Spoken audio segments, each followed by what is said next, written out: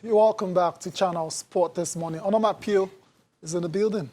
Hi, good morning. It's great to yeah, have you're you. smiling. You've got a big smile on your face. I won't say the NBA is back. And I'm wondering why. Okay, you answered it already. Watch both games live.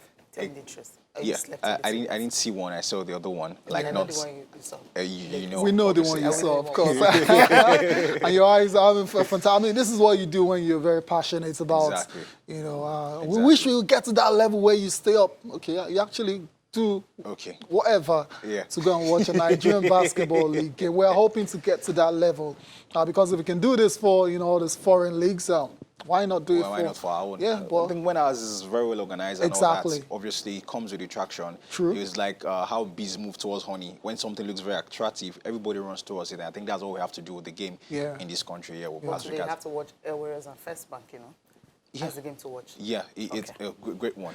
Quickly, before Cecilia have to slip that. Before we move on to the UEFA Champions League, Lakers, Clippers, of course, early days yet, but what a way to lay down a marker. It was a good way to start the season. Yeah. You know, the NBA couldn't hold themselves back to set that old they knew what they were doing. At the start of the season, when you had Anthony Davis on one side with the Lakers and Paul George and Kawhi Leonard on the other side, even though Paul George is injured, they just had to put that in the fixture, and it was just so great to watch. But then, for the Lakers, I think it's a good one. I think the fact that they lost will bring them down to earth and let them know that you have Anthony Davis and LeBron James, but there's a whole lot of work to be done on this team. Spot on. And a few things of how they play. The coach has to tweak the team going forward. We saw LeBron James handling the ball so much, so many turnovers, not just him, but the rest of the team. They need ball handler. I think the fact that they've not been able to get a very good point guard might affect them in the long run because James is the man playing as point, and then Anthony Davis is the man playing down the stretch. So I feel like they will struggle, but in time they'll get it right. And it feels like the Clippers are just going to get to go. With the Clippers, Lou Williams, the likes of Beverly, very, very good defensive players, and then adding Kawhi Leonard and Paul George, who are also good defensively, but are awesome also on the offense. True. This team, I feel, might be a team to reckon with in the postseason. Okay. I also believe that as well. Well, like I said, it's still a long time to go. 81 more games. A So lot of games keep it down. So let's relax a bit. Okay, let's relax. Now, let's talk about tennis now. Just a fallout from the Lagos Open. The Nigeria Tennis Federation president, I mean, people don't get to hear so much about him because of the change of guard. But then he's been talking about how they really want to help junior players. That the focus of the administration is actually to try as much as possible to see how they can get sponsors for the senior players and the junior players have more tournaments for them. And the only way they can do that is if they can really get more sponsorship. Because of the federation is on the junior players.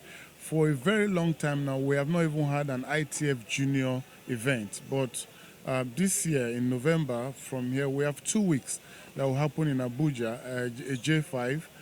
It's an international event just like this, but this is for the junior level players. For the seniors, honestly, when you're above 18, you should be developing yourself, find sponsors. We can where we have that possibility to support you, but you should find ways of playing, getting sponsors. If you need us to support you, we will definitely have words and whatever. But as for funding, as a federation to fund players, it is not there. I mean, it's not there as a budget or as funds coming from anywhere. So whatever we earn so far are from sponsors who give us funds to support the game, and then partially, sometime when we host tournaments, the International Tennis Federation gives us some subsidies. That's how we've been surviving. But we have a massive drive to see how to raise funds from corporate sponsors and individual sponsors. That way, we can increase the number of tournaments we are going to be having. Yeah, they just want to get more sponsorship and see how they can increase the numbers of tournaments, because most of the junior players that were actually playing in the qualifiers, they didn't get to the main draw. They complained about, look, they don't have enough competitions for themselves to really get them prepared for this. They just have to train. They are just 2 this year. I think it's needed. Talents are there. We saw Barakat, who got to the quarterfinals. She's still just a bit in elite teams, 16, exactly. yeah. Awesome player. So it shows that the talents are there, but once they have the enabling environment, you talked about tournaments, they need that week in, week out. They need to be playing month in, month out. They need to test themselves against the best. I'm not just here, but also from other countries, which is what is needed. And if they can't get that, they really cannot grow as players.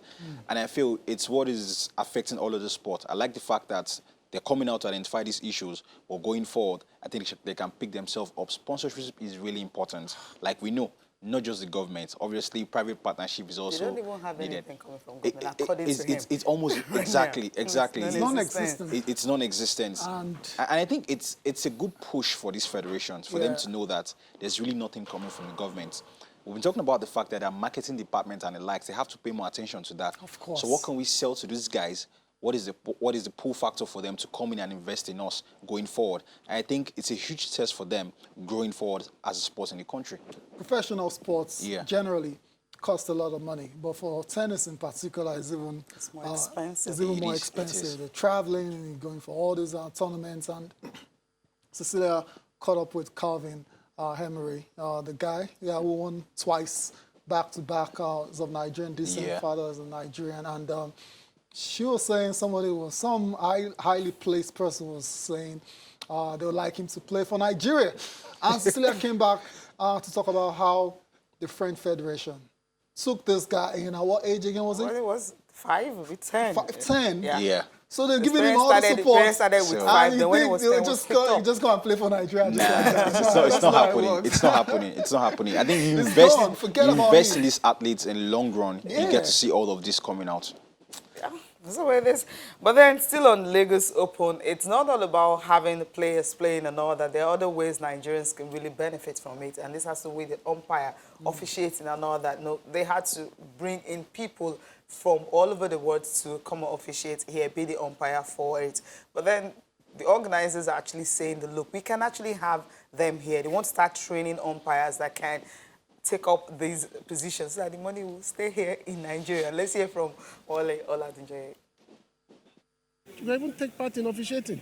Officiating as umpire, you see how much money we pay this officiator for coming? It's a lot. They are professionals too. They leave here to go to other countries, like Ian left here, is in Florida, doing over 40s in Florida. It's a master's event. So they earn. These are also areas of opportunity for employment.